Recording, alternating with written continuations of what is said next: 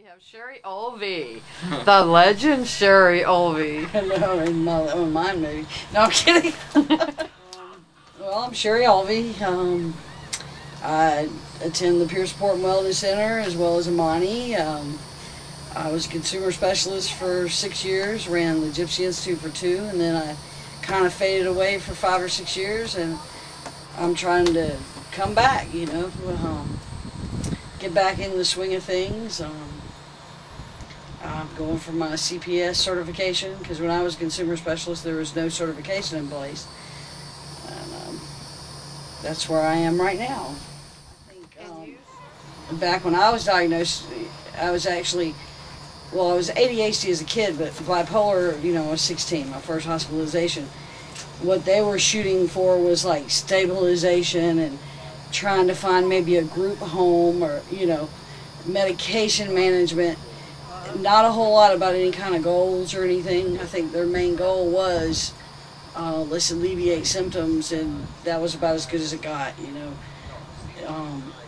As far as going back to school, it was, oh, this will be too stressful and things like that. But I did have one person out of all those people that kind of believed in me and, you know, said, Sherry, if you put your mind to it, you can do anything. And it was that person. I didn't believe him at first, you know, because I'd always heard totally opposite. But it was that person sticking by that theory and sticking behind me no matter what for years that I finally started believing it for myself. And that's when I started doing recovery things, not, you know, not only with mental illness but with substance abuse. And it took a long time, you know. For a while I would treat the mental illness and not the substance abuse, and then when that got out of hand I'd treat the substance abuse and not the mental illness, because then back then in AA, well-meaning people would say, well, you get sober, you don't need the medication. You know, it's a crutch, an addiction, and that kept me in a spiral for a long time. But then when I finally learned that I had to treat both at the same time and incorporate recovery throughout both, then I started getting a life that was a life worth living, that, you know, I reached goals I didn't think before I could ever achieve. And I felt like I actually belonged to part of society instead of being separate from it. You know, I really don't even like the term mental illness, because I no longer see myself as ill. I see it more as an asset than an illness now, because my experience, the experiences that I lived and went through and came out the other side, are what made me qualified to work with others now. So I don't look at it anymore as much as an illness as I do an asset. And I think that kind of thinking helped me break away from, if I see myself as ill, I'm aware, you know, that I'm sick. And what do you do when you're sick? Well, you lay in bed, and I can't look at myself in those terms anymore. I just have a different process than other people, but I'm certainly able to do a lot of the same things, just in a different way. Well, I mean, it's true. I think it was Bob that I said, he said I've re-owned the word crazy. I said crazy doesn't bother me.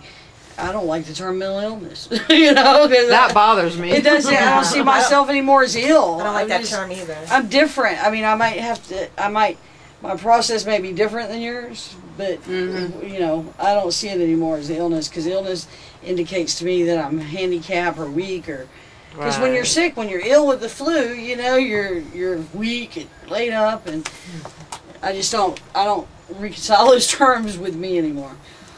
So do you feel like you're in recovery, or you have recovered?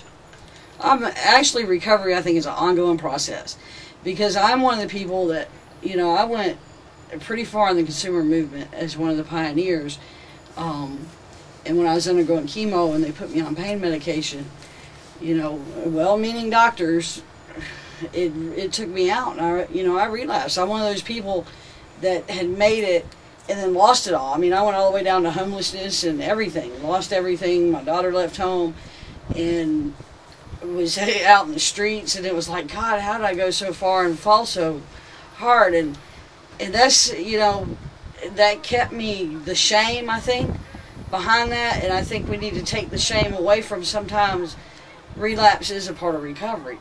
I mean, I don't think it gives people a license by saying relapse is a part of recovery to continuously do things that are going to put them in a state to remain sick.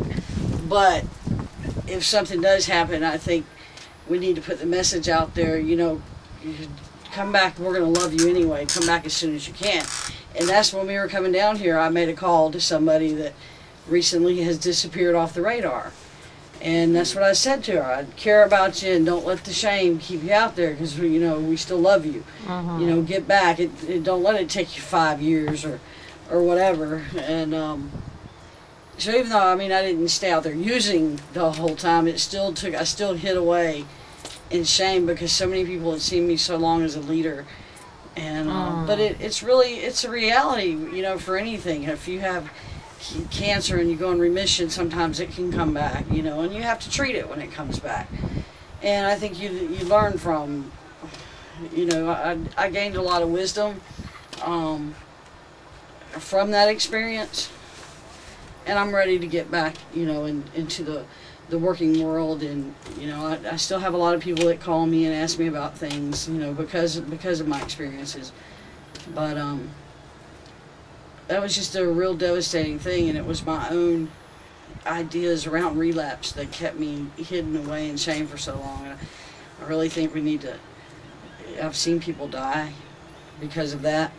I've seen people with 20 years, you know, sobriety, and they have a tragedy in their life and they go out and relapse and they don't ever make it back because they're too ashamed to face people, you know. And I really think we need to put that message out there that if you have a setback, everybody has a setback, whether it's with symptoms from your mental illness or, you know, with anything. We all have setbacks in life.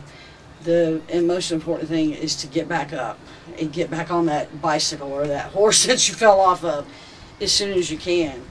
And that's kind of the message I think that I have now, because I did go and I did fall, and I am coming back, you know. And I want the people back in my life, and, you know, I'm sober, I'm handling my mental illness, my symptoms, you know. If I got people that check in with me, I have RAP, Wellness Recovery Action Plan, and I've put all that in place, but my passion lies in working with other people. You know, I don't want to just do it for me, I want to be able to work with others too.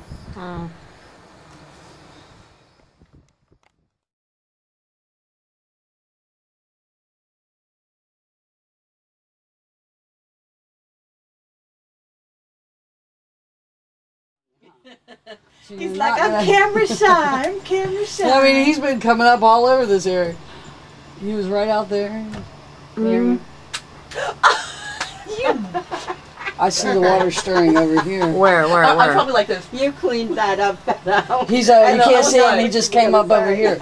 I know, right? So he's headed this way now. Oh, is he? Okay. Yeah, So- it almost made me say something. He just came, the railings blocked it, I saw his little fin. Oh. So he's coming. Sunset. I think he's coming back down the channel. Yeah, he again. is.